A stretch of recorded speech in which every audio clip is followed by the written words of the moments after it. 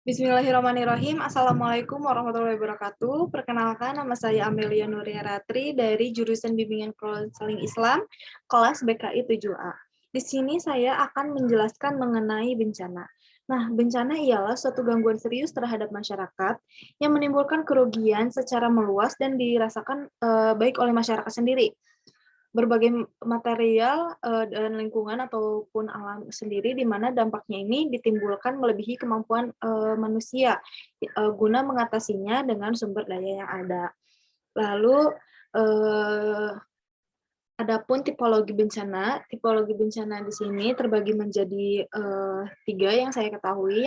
Yang pertama ada bencana alam, bencana non-alam, dan bencana sosial. Nah, bencana alam sendiri itu ialah bencana yang diakibatkan oleh peristiwa atau serangkaian peristiwa yang disebabkan oleh alam sendiri.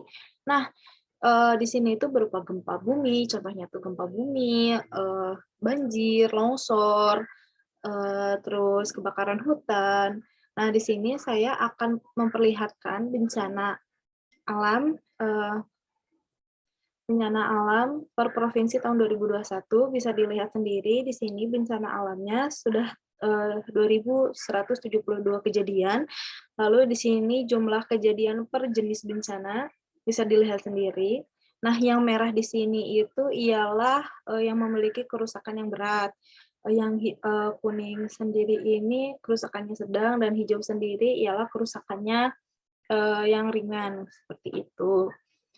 Lalu yang kedua ada bencana non-alam. Bencana non-alam ini diakibatkan oleh peristiwa atau rangkaian peristiwa non-alam. Nah, yang biasanya itu diantaranya tuh seperti kayak apa sih namanya tuh, gagal modernisasi, terus kayak seperti wabah penyakit sekarang. Nah, wabah penyakit virus corona sendiri itu termasuk kepada bencana non-alam.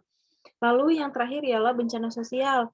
Nah, bencana sosial ini biasanya diakibatkan oleh peristiwa yang dilakukan oleh manusia sendiri, seperti korupsi, seks bebas, terus seperti penyakit psikis, dan LGBT juga termasuk bencana sosial.